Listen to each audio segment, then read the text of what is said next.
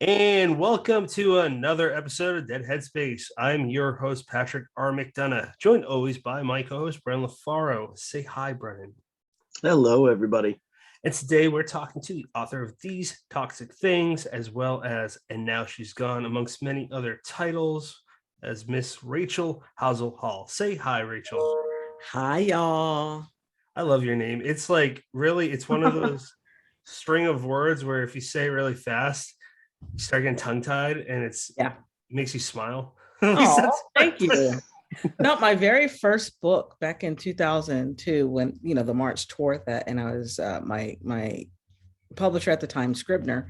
They're like, "Your name's really long. You need to cut one." I'm like, "Cut Hall," and because that's my married name, and they actually wanted me to cut Howzell probably, and it's like, no, that's my name. That's not going anywhere. So yeah. Good for you. I left my name. There's this author that I like. He's got a super long name. He writes sci-fi, and I had to look up how to pronounce it, but I finally nailed it down. Paulo Bacigalupe, and it doesn't look like that, at least to me. Yeah. And I'm an American, so I'm like not to generalize, but like this American is kind of an idiot with names that aren't like super like English or of that nature. Well, that have too many syllables, right? It's like you kind of just like Peter Bogdanovich. Was he a director or writer? Yes, it's like I know. Kind of stop after Bogda. It's like then it's a free for all. Pete B. Yep, got it. Yeah. Brennan, jump in after I ask this, please. Sure. I'd like to know. Normally, we ask people what got you into horror, but we are having, people that primarily write crime on here too. So I'm just going to ask this: what got you into writing crime? Well, first, again, thank you for inviting me. I'm so happy to be here. Thank you for making me one of the asterisks, the exception. Sean Cosby. He has introduced us to Sean. A lot of amazing people. So shout out to Sean Cosby. We love that guy. Thank you, Sean. So what led me there? So I'm a native Angelino. And if Los Angeles is good for anything, it's interesting things that happen to people in their lives. And that includes crime.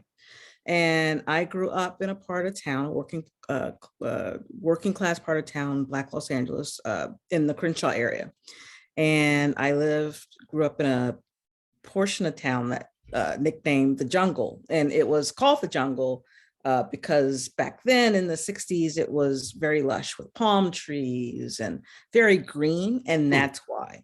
But, it became kind of crazy with the drugs and the gangs, and it kind of took on a whole new meaning after that. And I was a very kind of quietish, bookish kid, go figure.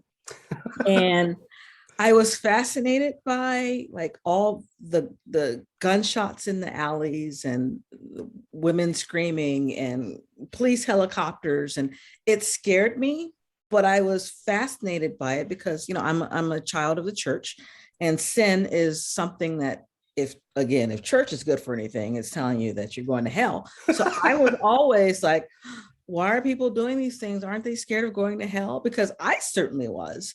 And then as I got older, and started listening to people talk to each other and intentionally kind of set each other off and just in general, just assholes, I was fascinated by motivations. Like, why would you say that when he's going to react that way?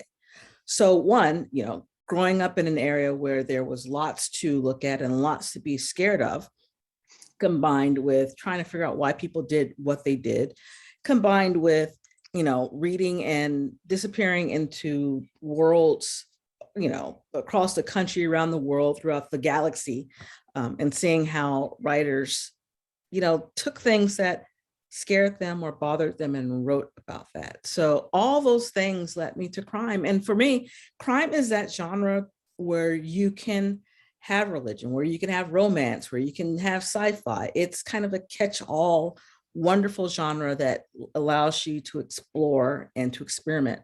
And so, I've been asked before, it's like, are you going to write something that is not crime? I'm like, well, what is not crime? I mean, the Bible's one big crime novel, one sin after the other with the Bible.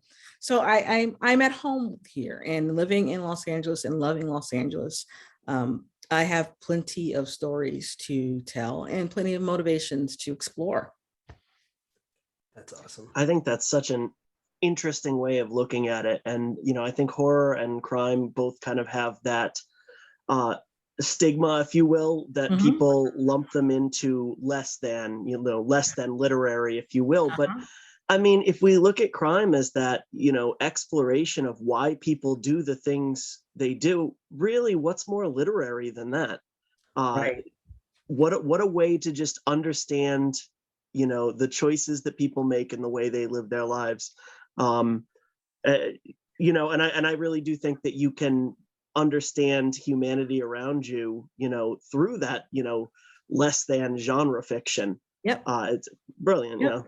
And that's why a lot of like the masters kind of sometimes tiptoe or dip their toes in to try out a crime novel. I mean, I have seen many fancy literary fiction writers try and do a mystery or try and write a crime story by adding, so-called literary elements. But for me, it's like, well, it seems easy, like writing for people who don't do it seems easy because, it's just you're writing with a pen and a pad and, oh yeah, I have Microsoft Word, but that's art, it's like, that's what we do. A duck looks like it's just simply gliding along a lake, but underneath their little legs are like, paddling and that's what we are. And so when other writers who aren't familiar with the genre is like, oh, I can do that. It's like, can you though?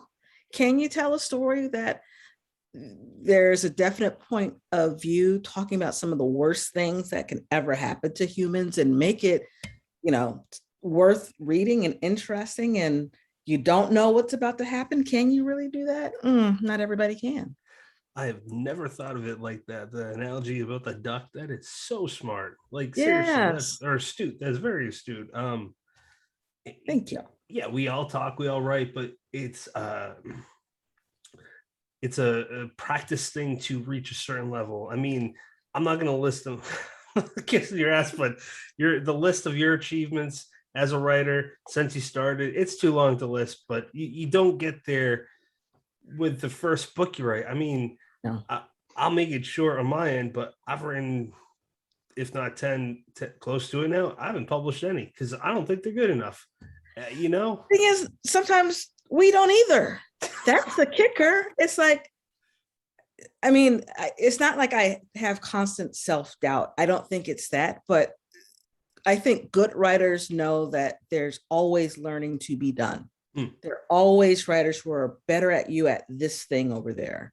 And for me, it's not that I don't feel I'm good enough. It's just, again, I can get better and I want to get better and I want to learn new tricks and I want to learn how Sean does what he does because I want to do that, and I think that's what it is. And that's why when I'm actively writing a story, which I'm doing right now, I don't read other mystery or crime books because it's depressing because I can't do that, which means for me, I have to I'll cut it off. I just won't surround myself in it because then I'll say, oh, it's boring the way I'm telling the story because it's not like how Steph Chaw does it. I don't need that kind of stress in life, especially since, I've done this now before and people have bought my books and I've been nominated for some things. So I know what I'm doing. Knock on wood. But there's always room to get better. Absolutely. So I look at it like that. Yeah. I was going to save this for later, but we're talking about things you can learn from other writers. I'm coming from a pretty not super knowledgeable spot with this particular book, but The Good Sister. You wrote that with James Patterson. Yes, I did. How? How did that start? Where it's like, when I'm down on myself for the thousands of things that a neurotic, sometimes crazy writer can be down for, I have to remember that I did that. And not everybody gets to do that. Nope. It's, but when you're crossing things off And those moments where you kind of compare your experience with what other people are going through, and you look, and it's one of those days where the house is dirty and there's laundry piled up, and the bank has said your limit, your balance is lower than what your alert is. It's one of those days where everything just sucks. That's the day when it's like, I need to pull out the good sister and say, oh, okay, I'm not a complete failure today because I did that thing over there. It's a weird, wonderful flex for me to say, oh, I did that. Not everybody does that. And that's how I made the New York Times bestselling list, with that story. And that's the other thing I have to remind myself. It's like, well, I didn't do that on my own. Well, I wrote that story that was a part of, his universe that hit the sellers list. So it's this constant reminding myself that I'm doing something. And I think part of my problem is I'm the type to keep lists of things to do. And I'm constantly adding to that list and crossing things out. And I achieve one thing and it's like, what's next? What do I need to do next? And it's just now that between my husband and my daughter, who tell me to just calm down, look up, look at your things, look at all the books. You just wanted to write one book. And now look, just relax, enjoy it. And so I am relaxing and enjoying it. Was it Tuesday? I received a really cool thing in the mail. My Audible story was nominated for Best Short Story this year.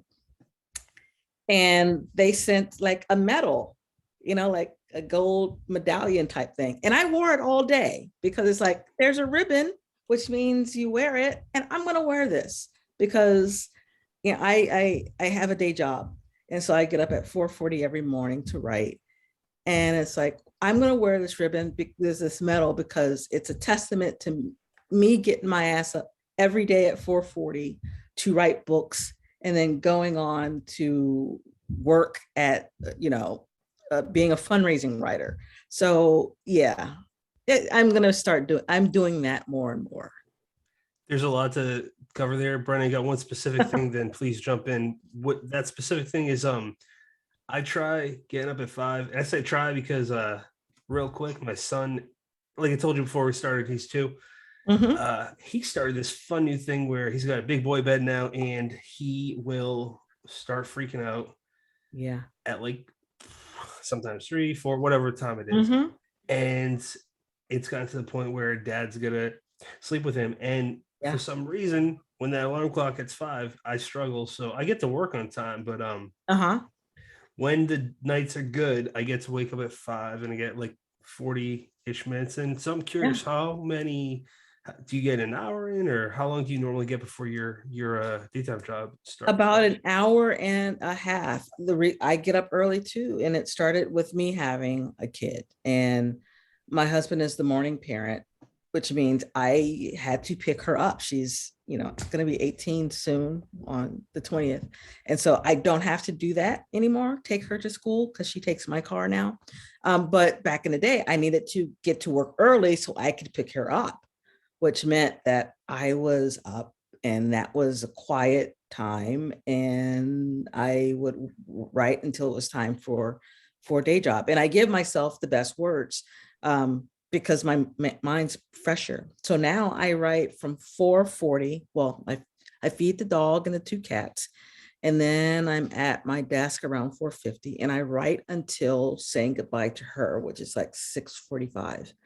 And then I get ready for work and switch pens, because that is now my way of designating my day job life and my novel writing life. I switch pens and I write work my day job until 3:34.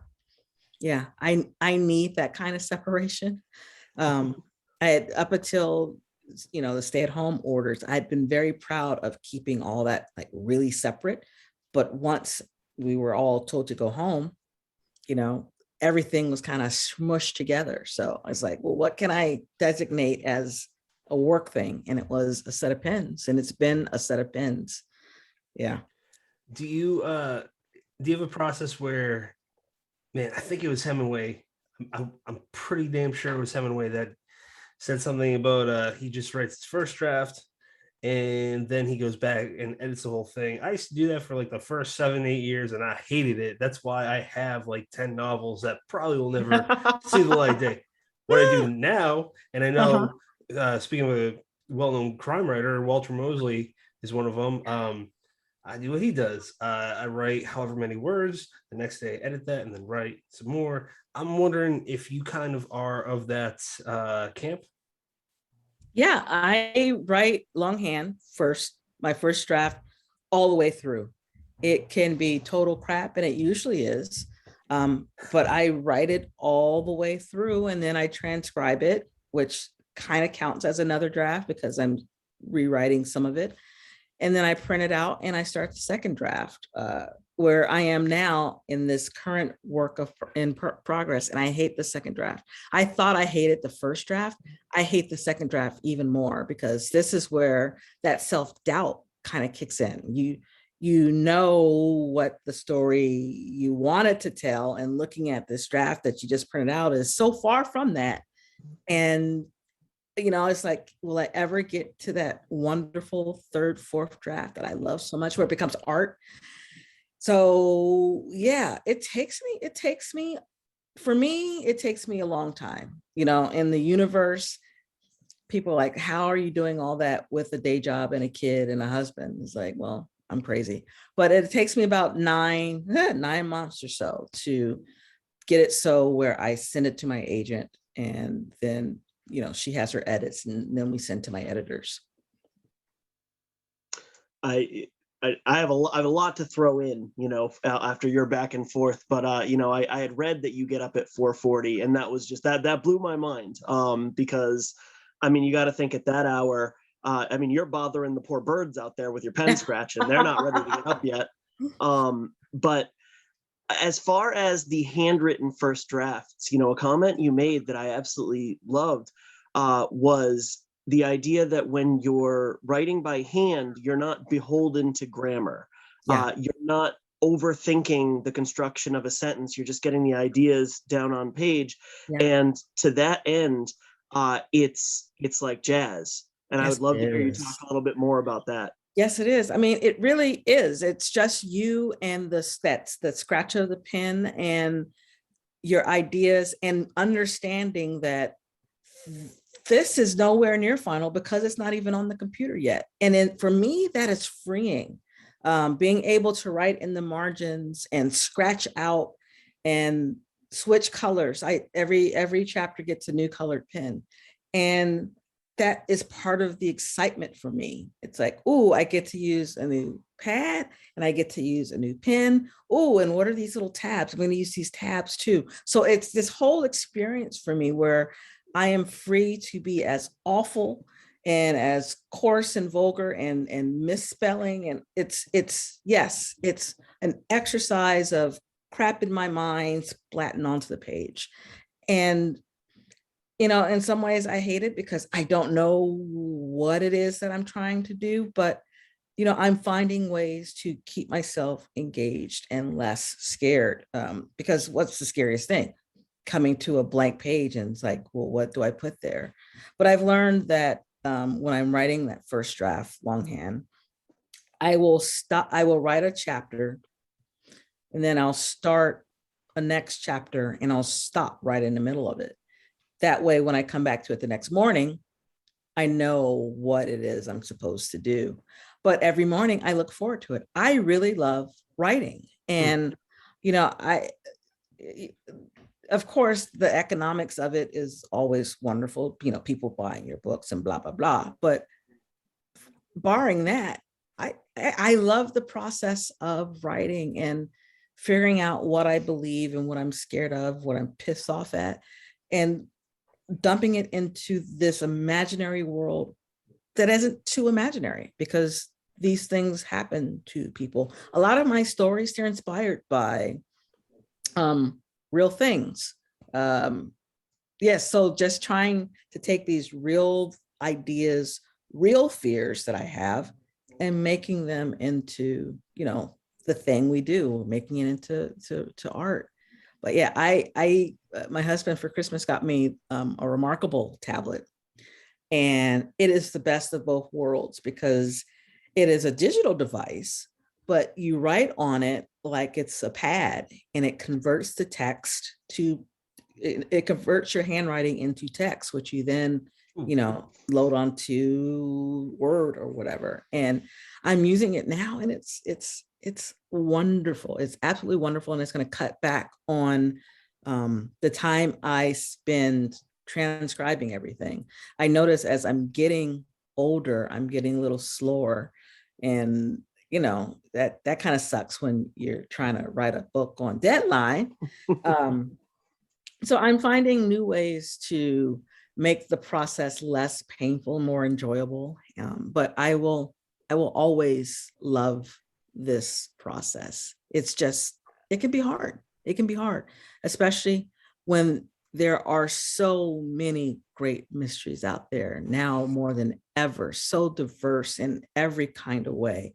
And you're reading all this and it's like, oh, this is good. I could never write that. Oh, that's great. I'd never write that.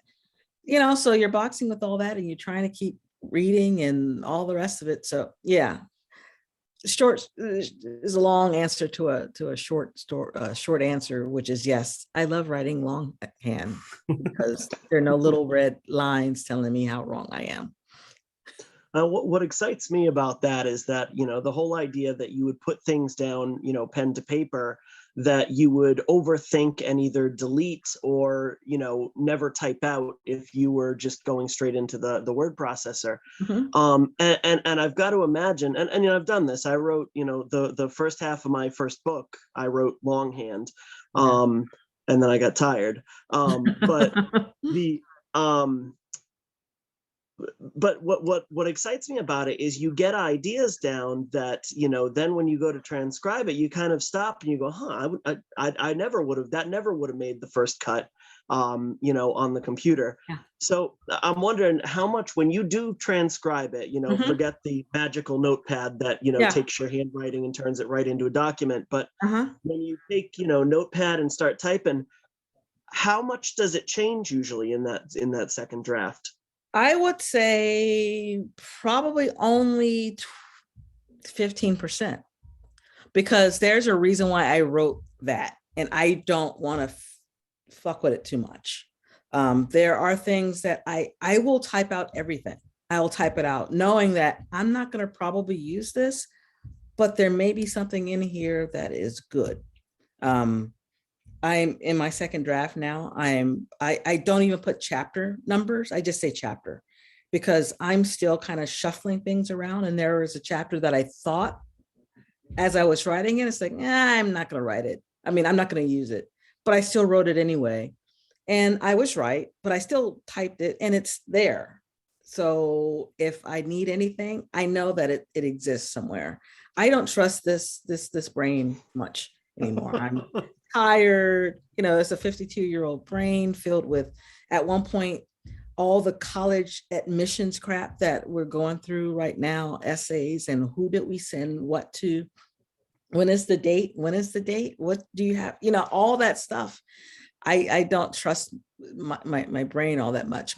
So I write it all down. And in that, I've learned that just because I don't use it now doesn't mean that it's not going to be used. I mean, my novel, And Now She's Gone, the second story within the larger story was the book that I tried to sell after my first book in 2002.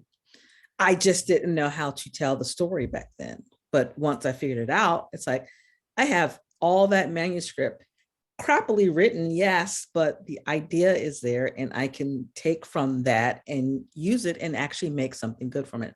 So yeah, I'm a strong believer in writing it down because it becomes more real to me and I remember it better. I'm that kid who has to write notes to remember and to learn. I was always the secretary of organizations. It's like, I like writing and I like writing, so yeah, I only, about 15% actually changes. Yeah. I love the idea of writing chapters, and even as you're scribbling them down, realizing I'm probably not going to use this. As the further I go, the more I believe in overwriting and editing Yes. later, because the audience, It's easier to cut than to add. Indeed, it is. But like the people reading your books, they may not need that 10 pages, but you have learned something new about your character that can be sprinkled in and makes them, more three-dimensional and more interesting along the way. I love that idea. And it's like weightlifting for me. I mean, I'm blessed to have had my last 3 jobs where I write for nonprofits. I take very complicated ideas and distill them into easy to understand language for potential donors and, that kind of thing. So my muscle is pretty strong because of constantly writing. It's like I've never had a true kind of breakdown where it's like, I can't write. I can't, because my day job is like, we need a letter. Okay, when do you need it by? Oh, in a day. Oh, in about 3 hours. And you got to do it. There's no, oh, I'm not feeling it. The muse, fuck the muse. She's over there. I need to get this done because the executive, of the CEO of my hospital, he needs it. So yeah, the actual writing, and even though you're not going to use it, it's still good exercise. And we all need to, keep our minds strong and agile and know how to pivot, because, with editors, you sometimes get things last minute. It's like, oh, can you turn this around? We're about to, go to press or whatever. Can you do this quickly? And it's like, yes, of course, because I have that muscle. Nice. Now, it sounds to me like you are a standard writer in that you always have this many ideas for listening people. I'm, holding my hands very far apart, and only so much time to write them. And you say you like to focus on stories that scare you, that frustrate you, that piss you off. So, tell us about your process of sorting out a group of ideas and deciding which one's going to get written and how it sticks with you. Yeah, I'll start with toxic things. I'll do that one because I'm in most of my stories, I'm always thinking about family, and a lot of times family secrets. I come from a very big family, and with big family come extra kind of crazy. The stories that you've heard growing up and how they some kind of twist as you get older, and your parents kind of forgetting what they told you, and you're hearing a different version of that same story. So I've been thinking about that a lot, especially as my own daughter is getting older and she's starting to learn some of the family lore on both sides. So that's always kind of bubbling in my mind, what families say and do and talk to each other, and how we all remember things differently. I was a kid who kept a diary from 4th grade to my 2nd year out of college. So I was always kind of fascinated with family history, what we did that day, how that argument started, just random days in a person's life. So that's always been in my mind. When I started These Toxic Things, it came out of the pandemic had just kind of blown up. It was February, and we're seeing, these weird cases in China and now in Washington, and what is all this? And people are starting to stay home and away from each other. And we were all like doing projects around early March of 2020. And I was one of them. And I started cleaning out closets and started remembering things. And my siblings are like, no, I don't think it happened that way. And it's like, well, interesting. Pictures. Remember this picture.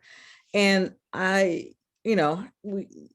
those of us of a certain age have photo albums, and we flip through the albums and look through it. Well, my daughter, she's Gen Z, all her pictures are on her phone, which to me is horrifying, because if you lose that phone, or if the cloud dies, all your memories are gone. So I started thinking about, well, what if there's like this young woman who her job is to curate pictures for people and to tell stories about what's happening in those pictures. And that's where the idea came from for the memory bank, which is where my character, Mickey Lambert, that's where she works. She works for a tech company.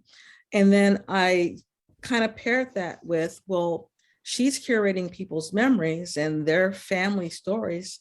What if her own family story is different than the one that she'd heard all her life? And then throw in, death and murder, and you got yourself a story about a young woman who works to help people remember when her own story, her own origin story, is not matching with what she knew it to be.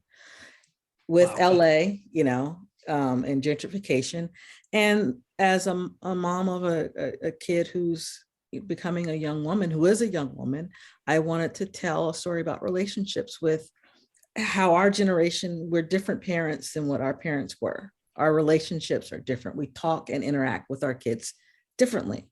I'm still her mama, but she's also my friend. And same with my husband. It's like, that's her dad, but they will sit here and play FIFA soccer and trash talk. He had her playing Grand Theft Auto when she was like 3 years old. And I didn't know how to feel about that because I'm a gamer. And it's like, well, they're bonding, but she's running people over and they're laughing about that. That's kind of weird, but okay. So I wanted to tell those stories because that's how we are as parents. And so all that made it into the book, things that I cherish, which is her and our relationship, and things that I'm scared of. As she gets older, especially being a crime writer and being very aware of the evil that people do, I'm extra sensitive to that. And in this book, I wanted to talk about how no matter how much someone is loved and how much they're protected, bad things still can happen. So it's me working that out in my mind. So yeah, that's from the very beginnings of, pictures in an album versus pictures on the phone, all the way to, what toxic things ended up being.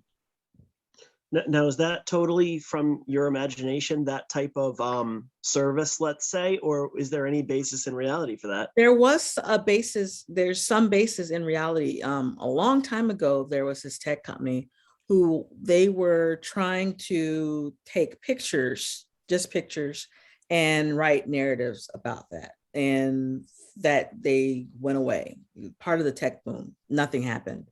And then there are companies, and we did this, there are companies who will take your old VHS or Super 8 tapes and digitize them, but there's no story element. So you're watching it, but it's like, there's no story there. So I wanted to take that kind of technology where it's like, oh, digitized memories, but actually put some kind of context of what it is that we're watching. So in the hologram, I came up with that too.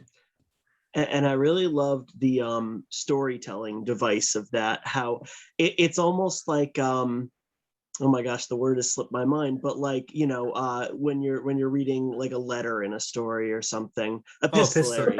Yeah. It's almost like a little bit of that inside. And not only that, but you get these really, nifty illustrations. Yeah. Oh, they're so cool throughout. I was so happy when they said that they'd include them, because I didn't do the final ones, but as I was writing, I did them, and then I had my daughter draw them, and that's what we submitted. And so when they're like, oh yeah, we're gonna have the illustrations, I was like, yes, I love that, because it makes it epistolary, and it makes it an artifact.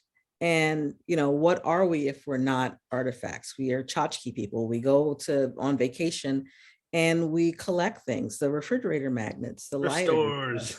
Yeah, exactly. And it's like, well, there's one tradition my husband and I do that we start when we were dating. We buy a Christmas ornament that represents our year. And sometimes, as we've been married now for 26 years, and it's like, why did we buy this one? Oh, this is why. And it's like, oh, it would be great if there was some written record, like for my daughter's kids, of why Nana bought that weird little birdhouse looking ornament, you know? That's awesome. Yeah. But no, like I said, I love the way it almost kind of like breaks it up. It's like another variation of like the section break of the book, the chapter break. Not to get into spoilers, but you know, there's viewpoint changes. And it's just, you know, oh, okay, I've hit another we're unpacking another artifact here. That I thought that was pretty cool. One thing I did want to ask you about in the acknowledgments, you talk about how this book compared to some of your other works, it almost sounds like you were worried about it, like it's a little too weird, twisty, and different. I wonder if you could tell us a little bit about that process. Part of that stems from when my agent and I went out with this into the world. We decided that we wanted to go out broader than just the wonderful publishers who published my Lou Norton novels, and now she's gone and they all fall down. And some of the feedback that I got from editors who, you know, had previously like, oh, we love your stuff, it's so twisty, we love your twisty stories. When they read it, they're like, this is too twisty. It's like, but that's what I do. That's why you like my stories. And they'd only kind of read the first 50 pages and like a really, really detailed synopsis. And so in synopsis form, yeah, it looks really complicated and maybe not make sense. But I mean, if I read the schematic of a DC-10, I'd be like, there's no way that that thing's going to fly. It's metal. How's it going to fly? Because I'm reading something that I don't understand. You know what I mean? Mm-hmm. And so, I was told that it was too twisty and that I need to rewrite a whole bunch of it. And it's like, well, no, I mean, no, I don't even really kind of know what the story is. And so that's what that came from. But hearing that after proving myself over a course since 2014 for this crime stuff, proving that I could pull it off and still hearing no, or that doesn't make sense, or we're not going to take a chance. It bothered me. It broke me in some ways because I thought, oh, I've arrived, and that wasn't true. But I believe all things happen for a reason. And Thomas and Mercer, when they read the story, well, Forge loved it too, but when Thomas and Mercer, my editor there, read the synopsis, the same thing that everyone else had read, she got it. They got it, and they were excited about it. And they saw just how different, but not so different that people wouldn't understand it or appreciate it. So yeah, I'm glad that they did, and that they had confidence in me and gave me a chance, because people love it and they connect with it. Because yeah, it's a little strange in that there are these little vignettes in there, but it's the story of a girl, a young woman trying to figure out who she is with parents who love her in the city of Los Angeles, which is a pretty basic story. So yeah. I could imagine one of the issues being that, you know, it's got that surface tagline, but there's another tagline that I found so unique that you can't tell anyone for fear of spoilers. I'll try and like figure what that is. Oh, I'll be happy to tell you afterwards. I wouldn't put it on here, but you know, I got to a point and I said, that is so unique, and it's, you know, it ties completely into the main you know, idea of the memory collectors and everything like that, but you can't advertise it as such without, you know, ruining the whole book, unfortunately. So well, and you know, that sucks for me in some ways, but I really like onion stories, you know, where people think they're getting one thing and they peel it away and it's like, oh, this is wonderful, but oh my, what is happening? And then you realize that I've been building all this time, and you're soaking in it. You know, I love those type of, I like reading and watching movies that kind of do that, where you think everything's cool and you're just, you know, they're just telling you these things and you find out, oh my God, I've been in this mess all this time and there's no way out. I'm dying right now. You're saying that? So I like writing stories that seem so kind. It's that duck thing again, where you're like, oh, we're just going along and she's collecting these things and writing these stories. And it's like, yeah, you have no idea what I'm about to do to you, because I think that's what life is. I mean, March 2020, we all thought 2 weeks that we'd be done with this, and we were soaking in it, and little did we know just how deep and awful it would become. You know, well, Yeah. it already was bad. We just didn't know how bad it was. Absolutely. I'm going to go a little bit back to when you talked about your husband and your 3-year-old playing GTA. Quick comment. I just think that he sounds awesome. Sounds like a He fun guy. is awesome. And he's awesome for realizing just how awesome I was, because when we met, this is how deep I was in. I had my own Sega Genesis. I was that kind of hardcore back in 1995 or something like Love that. that console. 94. And, you know, we have all the game systems, and our first Valentine's, he did the whole Valentine thing and paid extraordinary amounts of money for the same crappy salmon that you get any other time. And he's like, please don't make me do this again. And so I've never made, the agreement was, I won't make you do Valentine's Day, but I need other stuff throughout the year. And he's like, I can do that. And he'll bring me games, and he'll sit and watch me play Fallout 4 for the 12th time, and I'll watch him play what random game. Hey, you know, we have that kind of relationship. And he, outside of my agent and my editor, he's my only reader. Wow. I trust his vision. Back in the day when we were first dating, we'd sit in my studio apartment and I'd read to him my bad prose. And he designs my website, and he sent me to my first BoucherCon. So it's been a very kind of, we're in this. He's a creative too, so he gets it. He's visual, and we've watched each other grow, and he knows that if I succeed, then our house, the Howzell Hall house, succeeds. Our daughter will be okay. And, my daughter, she gets to see her mom doing the mom thing, but also keeping a part of myself that is all about me. And that's the writing thing. That will never change. That is who I am, no matter if I'm her mom, I'm his husband, my day job persona. I still have this part of me, and I want her to see that. It's like, you may be a little tired, doing this thing that you love, but if it's something you love, you should hold on to that and look forward to having that in your life. And you should be with someone who appreciates that, who doesn't feel threatened by that, who is excited that you're excited about that thing that has nothing to do with them. So yeah, it's been a big life lesson. It's been an exciting journey. You're speaking to my soul. That's amazing. Oh. Really, because if Brennan and I, our wives aren't first readers. They don't read much of our stuff. And I read my stuff to him because he's okay. Yeah.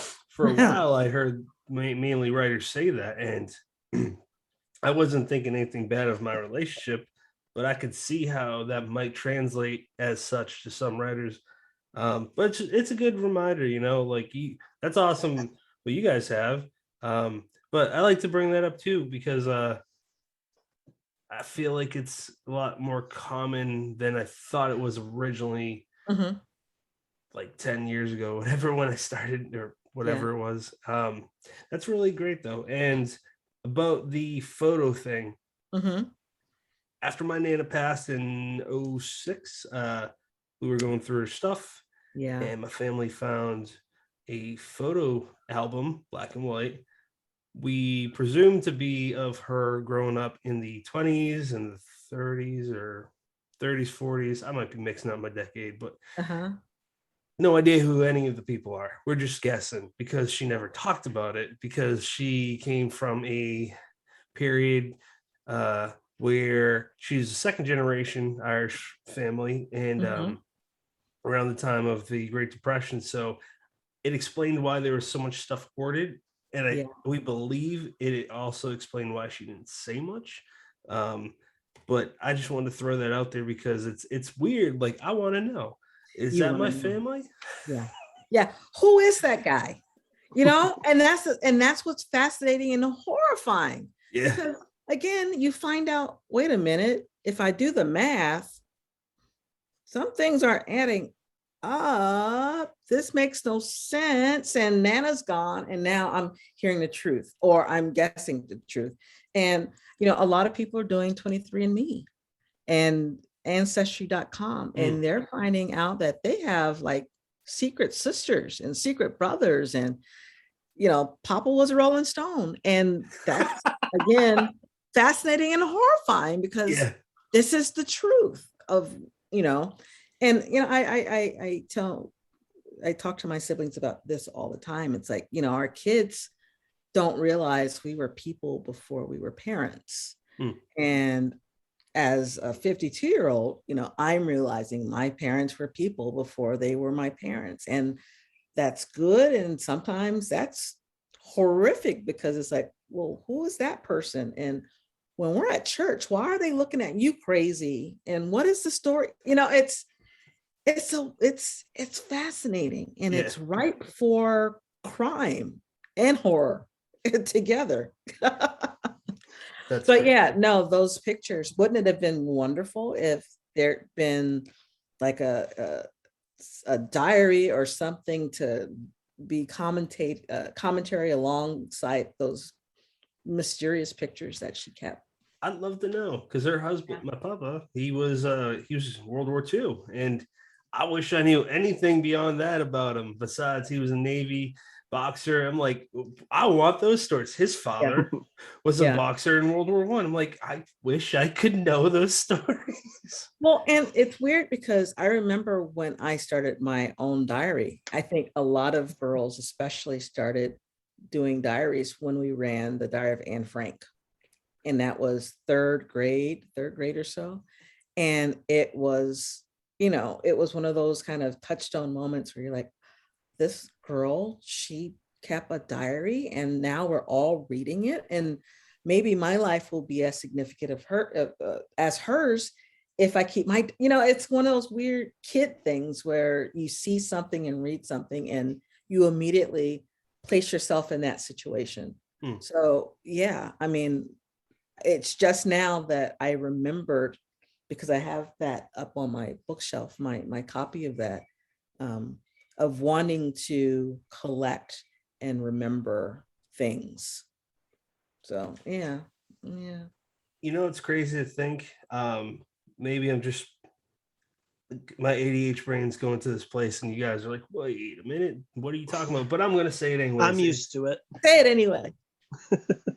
I think that book, for beyond obvious reasons, is something that should be studied for younger people, especially because she literally dealt with Nazis that were killing her people. Her people. And at the end of it, she has the most powerful message, and it's hope, love, and basically she still has hope for the human species. And isn't it kind of fucked up that a girl dealing with actual Nazis feels that way? But you go online, you could go right now in any topic, and grown-ass adults in very good living conditions can kill each other over the dumbest shit. And that's why we write crime, trying to figure that out. That is why we do what we do, because it doesn't make sense. And we try and try and try with book after book after book to make it make sense, because it doesn't. And for some of us, we can't just be okay with that. It's miserable sometimes not knowing how to turn it off sometimes. I mean, I am learning. I will, pick up again Fallout 4 for the 30th time, and we'll play just to make the talking in my head and the rage that I feel to make it stop for the moment. But yeah, it's ridiculous. And in art, we get to kind of address the ridiculousness of life sometimes. I found out, especially, and I've said this before on the show, but especially, you brought up writing about family often. I write about kids dying in very horrible ways, and it's not. It's weird because, like, I feel comfortable talking about it here. Our listeners are, readers at the very least, or writers, so they get it. But that's my biggest fear. And yeah. we talk. And how do you work through that? You write about it, right? Because I mean, like, I haven't dealt with a lot of bad stuff with my kid, but I mean, like, I pulled him away from the road before when a car was coming towards him, and that's like one of my absolute worst fears. So I just play it out on the page, and I hate it, but I'm also mesmerized by it, and it's a weird combination of emotions. Yeah, no, same here. We'll be walking down the street, and I see a car coming toward us, and I write the story in my head, and I will put her on the other side, because for me, I'd rather I get hit than her. But yeah, it's all the time, and in some ways, it is exhausting, but she's prepared. She knows scenarios because she's grown up with a mom who's like, so I remember when she was growing up, we'd drive past like something going on with ambulances and police cars and all that, and I'd ask her to tell me a story. What do you think happened there? And she will tell me. She will write the story with me. Wow. And yeah, because I want her to kind of think ahead. She knows not to walk by herself with earphones in her ears, because you actually need to be, you don't want to be that zebra, the zebra over there, and the lion is watching you, and you're away from the herd, and the zebra gets eaten. I don't want you to be the zebra. Mm-hmm. So yeah, she's aware of her surroundings more than a lot of 17-year-old girls, which doesn't mean that she's safe, which is why I wrote Toxic Things. It's like, you can do all the things right and still. Yeah, that's a very good point. I want to jump to something that I think is absolutely just, I don't know how I'd react if I was in your shoes. Yeah. Don Winslow, hands down, one of the... Hands down. Hands down. Man, I want to say one of today's greatest crime writers. I think it's fair to say that. And he's got, for those that don't know, he has a book club.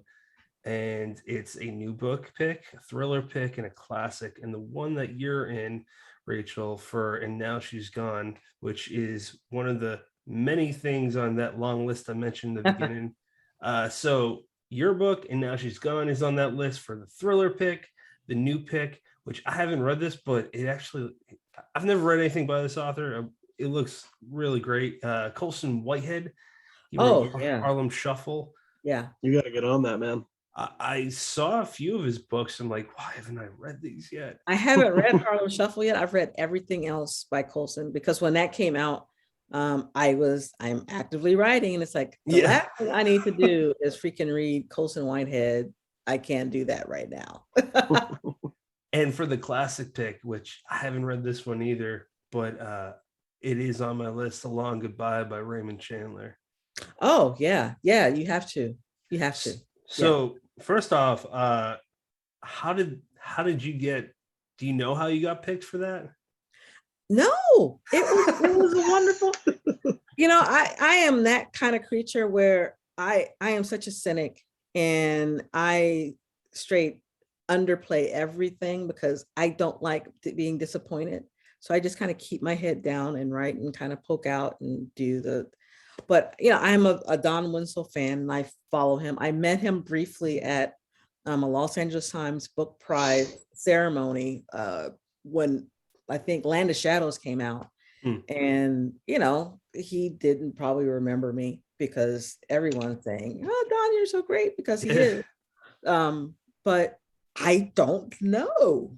And when I found out, I was over the moon, because again, he's a hero of mine. I love his cartel border stories. I think, and I think he's just an awesome person anyway. So to be chosen, it's black magic. I don't know. I'm always so very appreciative and astounded when I'm selected for anything, because I try not to expect anything. I try not to get excited about stuff. I mean, I've been disappointed a lot as, you know, growing up. I've kind of worked hard for everything. I am not the one to win anything. Like I actually won a lunch, you know, where you put your business card in a little fishbowl at a restaurant. I won once.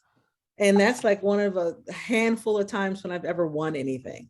So I'm that person. So it's like, I don't go into things looking to be feated or anything. Learning about the Audible thing, I got the email, and I'm always, and like same thing with LA Times Book Prize. I always think they must have made a mistake. It says Howzell, because there are Rachel Halls, but it's like, okay. Yeah. No, I'm always caught off guard by those things because I don't expect people to celebrate anything I've done or written. And that sounds horrible, but it's how I feel, you know. It's really, it's easier to be pleasantly surprised than to expect something and not get it. It's a good attitude to have, not to expect it. Bernie, go ahead, bud. I was just gonna say we would have been perfectly okay with it if you showed up with the Audible Metal on today. Oh, see, now is and I after I wore it all day, I placed it besides a picture of my sister and I as 5 and 6 year old. So yeah, it's in a place of honor now. So yeah, like the ceremony for that is March 4th. And I'm not, you know, I'm going into it like, that would be great. It'd be really great if I won, but you know, it's not being a pessimist, but I guess it is. It's more like, I've never won anything. So why would I win anything now? But then it's like, okay, but you were nominated, and that's really fucking cool. You know, it's like, how many people were nominated? They're a whole, so it's that constant kind of alchemy that I do to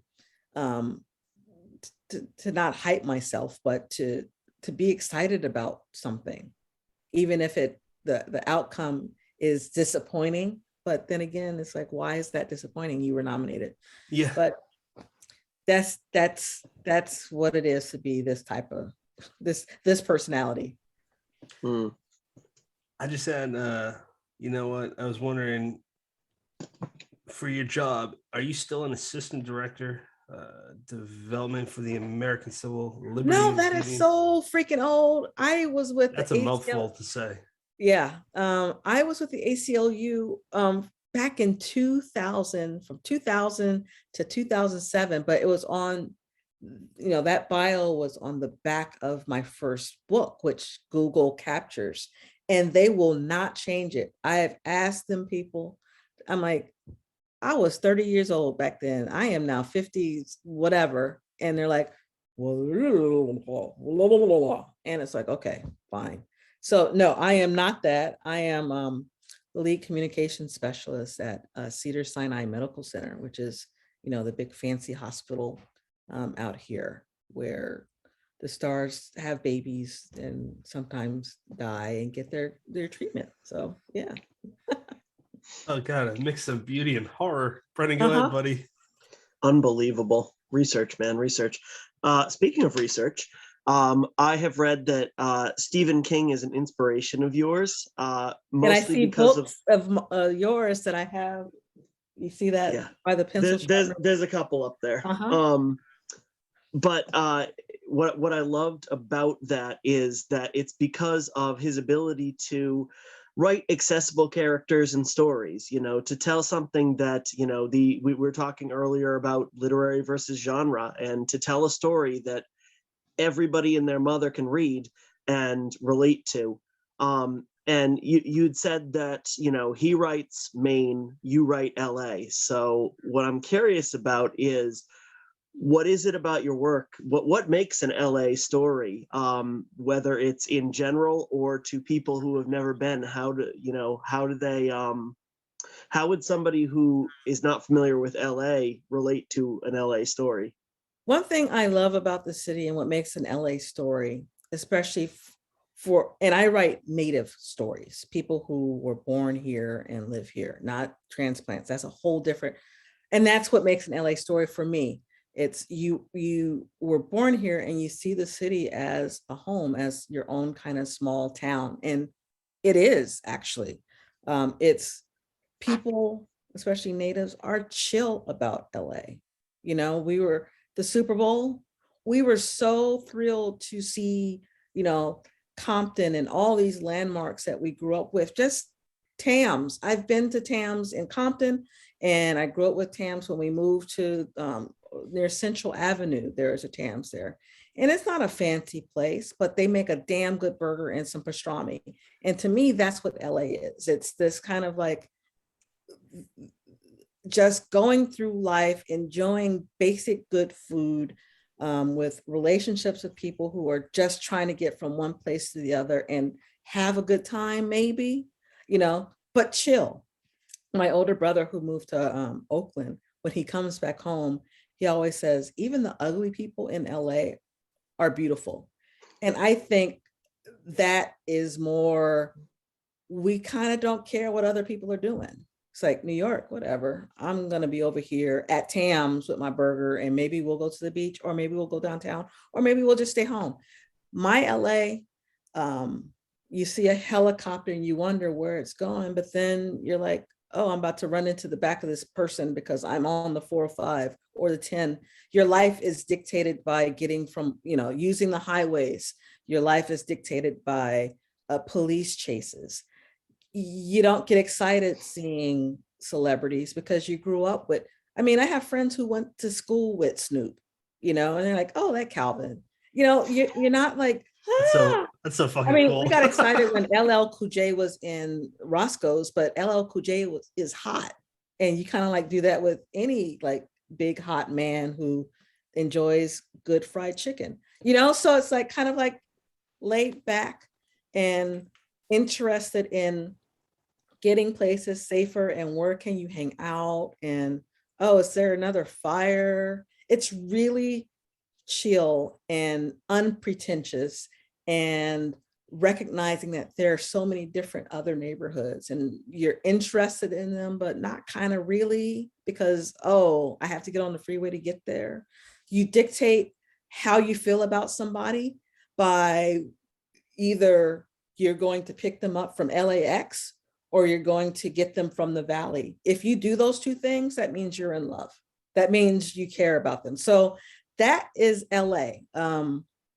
Growing up drive-by shootings and knowing the people who are doing the shooting and the victims, that's LA.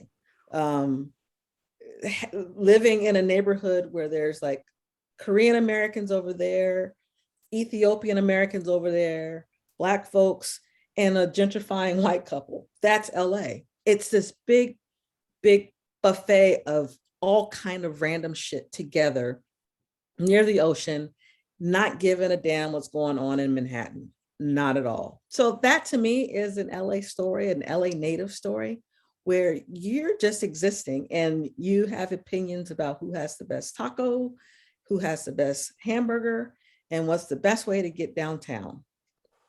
And that's an LA, that's an Angelino to me. Excellent. Congratulations on your Super Bowl victory, by the way. That was a good game. It was a good game. My Patriots are going to take a year or two off and, let a couple other people win Super Bowls, and then we'll be back. That's what we're going to tell ourselves for the next 40 years, man. Indeed. Yeah. And the poor Rams, because it's like, oh, yeah, the Rams. Oh, yeah, Chargers. They're with us. And that's another LA thing. It's like, yay, sports, but we have so much here to celebrate and to not celebrate. And it's cool. We don't have a real downtown. We have a downtown, but there's different downtowns. We have downtown Culver City, Westwood. We have, it's just, so much, and you know, it takes forever to get to all those places, so you don't go anywhere. Yeah, I Yeah. love it. One of my best friends who is a transplant. I used to live in Massachusetts, near where Brennan lives, and he's a transplant to Massachusetts from I forget the exact town, but it's right. He's a Pats fan, but he's also a Chargers fan. Mhm. That's his hometown. And when you were talking about transplants, it just kind of made me think of him. That's it. There's no ending Yeah. beyond that. Brennan, go take us away. I can't talk now. All right. Off the back of that, the segue to that last question, because so many of our listeners are avid horror fans, I have to ask you a really unfair question. Uh-huh. If you had to pick a top King book, or I'll be slightly kind and like maybe a top three, what would you go with? Top three, Misery. Mm.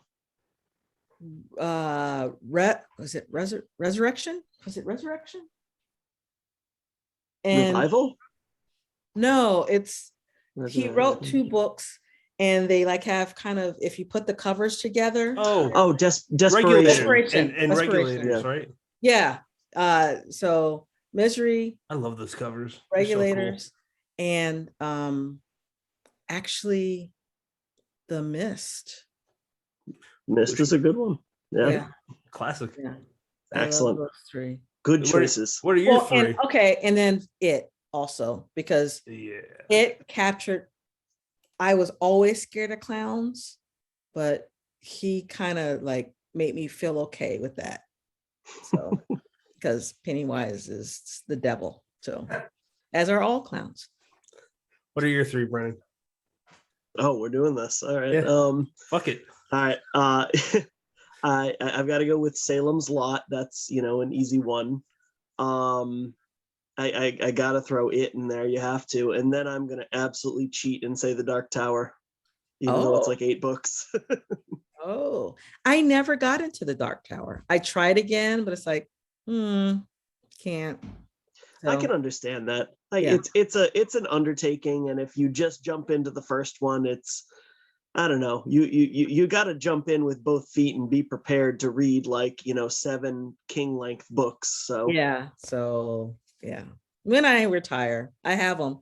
I just did a huge audit of all my books, and I kept all of my Stephen King books. Yeah. My 3 would actually, you know what? Now that you brought up The Dark Tower, I stopped at 4 because it was just so long. It was an amazing book. But number 3, the third one, no, the second one, sorry. The Drawing of the 3. That's why I mixed it up.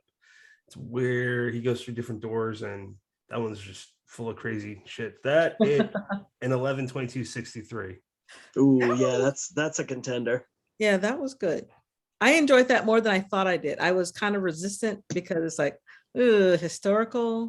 What is this gonna be? But then it's like, oh, okay. Because they go back Yeah. to Derry too. Yeah. Yeah. Yeah. And I recently reread that. There's definitely parts that get bogged down a little bit with the historical, here's what Lee Harvey Oswald was doing, 6 months prior. It's like, oh, that's not interesting at all, Steve. Yeah. But the characters that he bases it around, Jake and Sadie, I mean, he just brings them to life. Like they carry that story. Kennedy doesn't matter in that one. Yeah. Yeah. I like that more than I thought I would. So let's jump to, what are you currently reading, Rachel?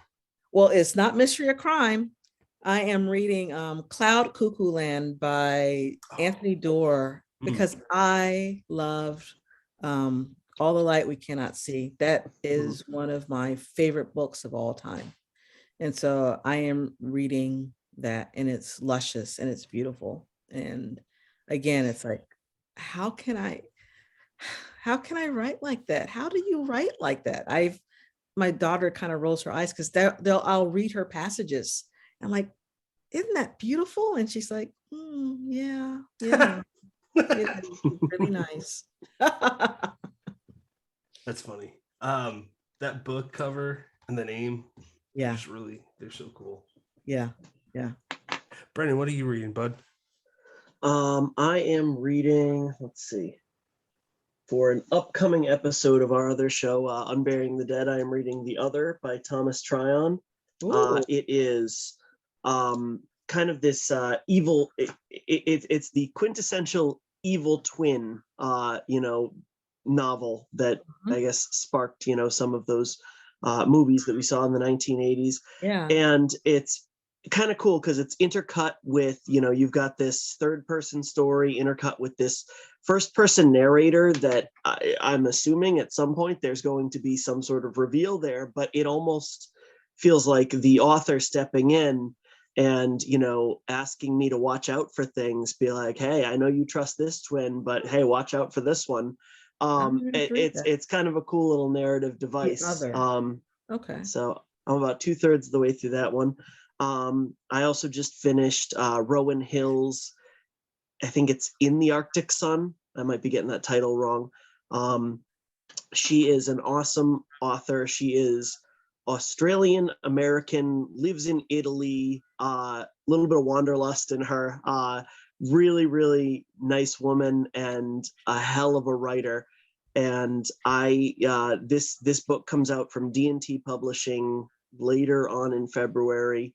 And I think people are really going to like it. She's done some very interesting things with the choices she made in there, some unexpected stuff that really set it apart.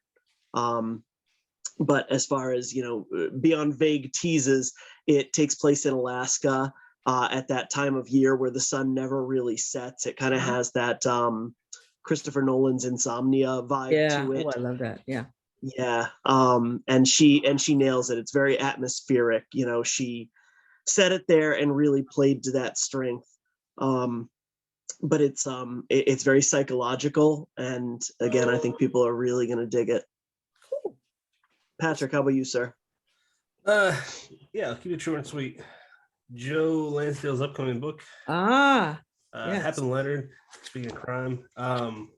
So I got that physical one, and I don't have it with me right now. It's up in my room, but Don Winslow's upcoming City on Fire. Yeah. And then I just started for an audiobook, book 3 of the Happen Leonard series. It's called The Two Bear Mambo. I just love it so much. It's a cool take on crime.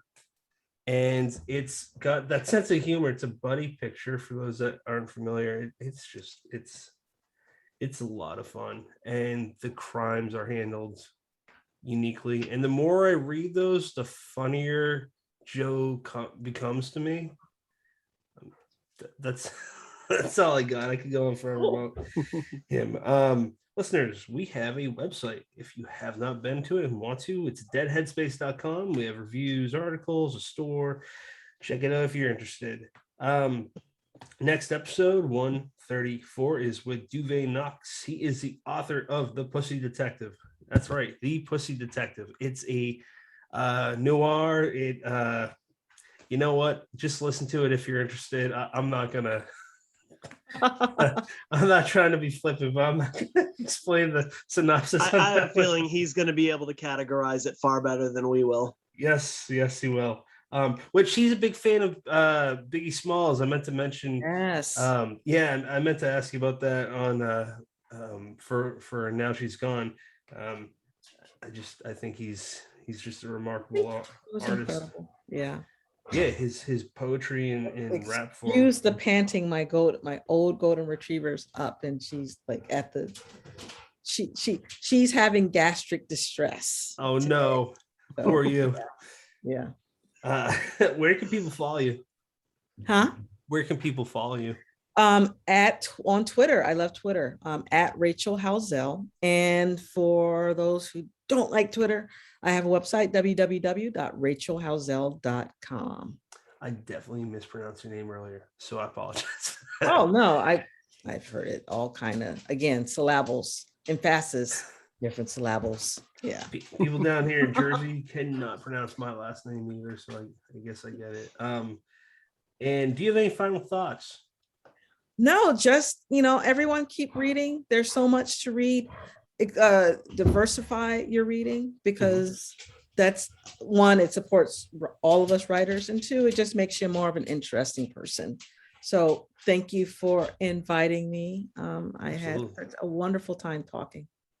I'm going to go before you, Brennan, for once. I want to thank you for being on because you're an absolute delight. Sean has recommended only just the nicest people that write really well. I don't know how that comes off. Meaning nothing but a compliment to everyone. Yes. But yeah, just Yes. he's got great suggestions on people that write damn good books.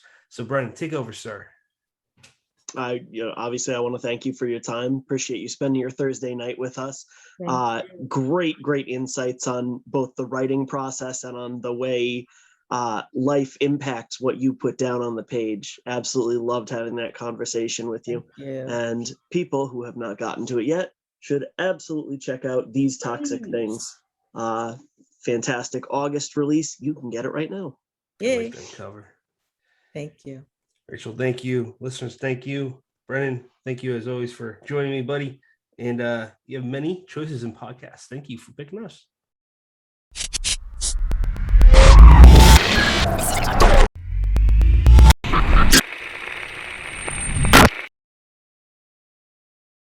My daughter turns 18 on Sunday, and we're having like a house party on Saturday night and then fancy dinner on Sunday. And we're having family come in since 2019. So Ooh. I have madness swirling all throughout the house today. So Have you forgotten how to entertain large groups of people in your house Yes. since 2019? yes, I have to I go to hear the that. grocery store and I'm like, well, I have to feed people. Yeah. Oh, How do I yeah. how do I buy for more than 4 people? Yeah. And I was like, we were the party house. So I am rusty. So I'm going to be in the grocery store like, well, how much bread? Oh, I had to go toilet paper. It's like, yeah. So it's going to be fun, but yeah. So does it feel like everything went by like that with your now grown child? Yeah. Because my boys too, and it feels really quick. Yeah. It's like, I remember, because she was a planned C-section. And it's like this Thursday, 18 years ago, I was getting my nails done and my eyebrows done. And now here we are. Yeah, it goes quick. High school really went by fast because she had one normal year of high school in 9th grade. And then the rest, it was COVID. And so, yeah, it went by, it's gone by really fast. I'm so sorry to hear that. Yeah, That's okay. Let it out. Just real quick, my wife, she's like, hey, an hour before I had to go to work, she woke me up. She's like, hey, I think you have to take off. I'm like, what? What's happening? And she said, I think it's time. And then she's like very nonchalant about everything. And she wanted to stop at the local convenience store here to get a sandwich. I'm like, what are you talking about? Where's to go to the hospital, lady? Yeah. Oh man, I totally got you beat. Our first, he is 11 now, and he it wasn't a planned C-section, but we ended up at the emergency vet because our cat had an asthma attack, which apparently they can do. Yes, I know that now. can. And we were there from probably like 1 a.m. till like 4 a.m, and then we got home and her water broke. I'm sorry. Wow. Yeah. No, it's been 11 years, so it's just starting to be funny now. Oh man, a cat asthma attack, and then yeah, that's beautiful. My pig has anxiety, so apparently. Excuse me. I have a potbelly. I have a mini potbelly pig. You gotta lead with that. Yeah. She was fine up until like the age of 3, and she's got anxiety, and she's kind of a bitch to be around. Calm down, or you become ham. She is ham. She's going ham on y'all.